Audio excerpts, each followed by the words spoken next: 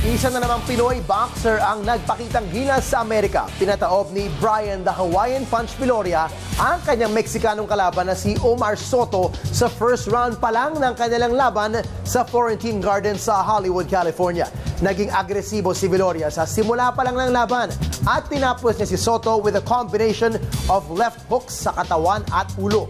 3 beses bumagsak ang Meksikano at tinapos ng referee ang laban sa 2:02 mark ng first round.